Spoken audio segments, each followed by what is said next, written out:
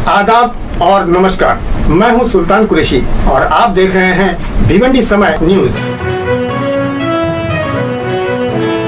देखिए, मुझे तो मालूम नहीं था कि आज आमदार साहब आने वाले। अगर मुझे मालूम होता तो मैं भी पहुंचता कि हमारे आमदार आ रहे हैं। 3 साल बाद उनको याद आई हमारे स्कूल की, बहुत अच्छी बात है। मैं बहुत खुश हूँ कि आज वो हमारे स्कूल में आए थे और उन्होंने शायद 2 करोड़ रुपये के फंड का ऐलान किया कि ये कंपाउंड वॉल और पीछे लाइब्रेरी है और गार्डन बनाने का। बहुत मुझे इस बात की बड़ी खुशी है और मैं तहे दिल से शुक्रिया अदा करता हूँ रईस शेख साहब का कि आप आए और 2 करोड़ का ऐलान किए। मैं आपसे रिक्वेस्ट करता हूँ कि जल्द से जल्द ये वॉल कंपाउंड का काम तो बहुत ज़रूरी है, क्योंकि पीछे से बच्चे स्कूल में कूदते हैं और काफ़ी नुकसान करते हैं। तो वॉल कंपाउंड का काम अगर हो जाएगा तो दीवार ऊंची होगी तो बहुत अच्छी बात है। देखिए, फंड तो रहा सवाल महानगर पालिका का। महानगर पालिका हमारी लुक्खी है, उसके पास कुछ नहीं है। वो सिर्फ 1-2 लोगों के लिए वो उनके पास फंड है। बाकी रईस शेख साहब ने एक बड़ा डील करते हुए जो सारी भिवंडी के स्कूलों में जो उन्होंने काम किया, आज मेरे स्कूल में आए। मुझे बड़ी खुशी की बात है कि रईस भाई आए और रईस भाई ने 2 करोड़ का ऐलान किया। मुझे ऐसा सब लोगों ने बताया, मैं मौके पे था नहीं, लेकिन मैं उनका जैसी मैंने सुना तो मैंने सोचा कि रईस शेख साहब का अब शुक्रिया अदा करना ज़रूर चाहिए कि भाई उन्होंने हमारी स्कूल को 3 साल में याद किया, लेकिन याद किया तो बड़ी खुशी की बात है।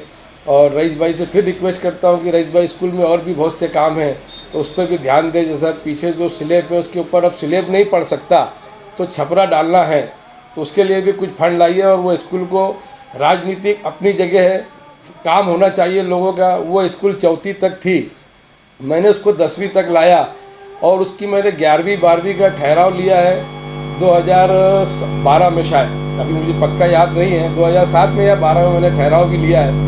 11वीं 12वीं के बारे में भी मैं आपसे रिक्वेस्ट करता हूं कि मंत्रालय से इसका भी ऑर्डर करा के यहाँ पे 11वीं 12वीं अगर चालू हो गई तो आने वाली नस्ल हमको दुआ देगी और आपको भी दुआ देगी। रईस भाई, मैंने सुना है सर लोग बता रहे थे कि जिम के लिए रईस भाई इसमें जगह ढूंढ रहे थे, तो मैं रईस भाई से ये बोलूँगा कि रईस भाई सर्वे नंबर 62 आरक्षित जगह रखी है शानदार मार्केट के पीछे। अब मैं चाहता हूँ कि आप वहाँ जिम का जो बनाने का आपका सपना है तो वहाँ पे आप जिम बना सकते हैं। उसमें जो भी मेरी मदद लगेगी मैं आपके साथ। देखिए, जहाँ तक चौहान कॉलोनी के ये प्रोजेक्ट का सवाल है, ये 2012 से लेके कई बार कॉरपोरेशन में इसमें अलग अलग फैसले किए गए। स्टेट गवर्नमेंट का फंड है, लेकिन इख्तियार जो है कॉरपोरेशन का होता है, नगर सेवक का होता है कि कौन सा लोकेशन दिया जाए। ये सब पहले तय हो चुका है। सारे पाइपलाइन जो डाली गई उस प्रोजेक्ट के हिसाब से डाली गई। इसको अब तब्दील करना मुमकिन नहीं है, क्योंकि अगर आप प्लांट को शिफ्ट कर रहे हैं तो पाइपलाइन को तो शिफ्ट नहीं कर सकते जो ऑलरेडी शहर में बिक चुकी है। तो ये जो सवाल है, ये जो मुझसे पहले जितने नगर सेवक वहाँ रहे होंगे उन्होंने ये फैसले किए हैं। अब ये है कि काम शुरू हो गया, वहाँ पे एक सहमति हो गई। सवाल ये था कि कब्रिस्तान को कैसे हम चालू किया जाए। सबसे बड़ा मसला भिवंडी शहर में ये हुआ कि जो 20 साल पहले डीपी प्लान बना उसका कोई भी इम्प्लीमेंटेशन नहीं हुआ। न कब्रिस्तान, न प्लेग्राउंड, न स्कूल, ना ही किसी तरह का हॉस्पिटल। ये इम्प्लीमेंटेशन बिल्कुल 7 या 8% हुआ है।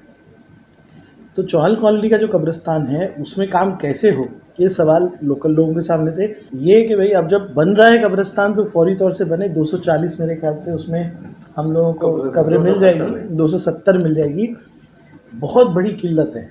मैं अगर तफसील से बोलूँ तो बहुत बड़ा प्रॉब्लम है। केपी पीर में आप देखें, तमाम कब्रिस्तानों में देखें। मैंने ये जो 2.5 साल में सबसे पहले कोशिश की कब्रिस्तानों को ज़्यादा से ज़्यादा फंड दिया जाए।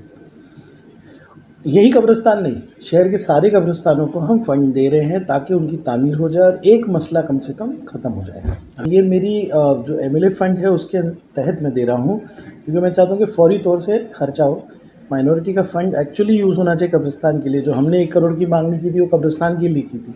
और अगर पूरे महाराष्ट्र में आप देखेंगे तो माइनॉरिटी का फ़ंड जो है कब्रिस्तान और मस्जिदों के सामने के पैसेजेस के लिए यूज़ किया जाता है। ये अभी आज ही मैंने अपनी निधि में से दिया है, वो माइनॉरिटी के फंड में से नहीं है। मैं भी माइनॉरिटी के मेरे आने वाले सोर्स से दे सकता था, लेकिन हम रुक नहीं सकते। ये एक बार आमदार जो है जिलाधिकारी को कह देता है कि 50 लाख रुपया आप दे दीजिए, तो ये मेरे ख्याल से इमीडिएटली, मतलब it's as good as an order. तो ये फंड का लेटर आ जाएगा। एस्टिमेट इन लोगों ने तो 40 लाख का बनाया था। मैंने कहा नहीं, अच्छे से बनाइए, 50 लाख रुपये का फंड हमने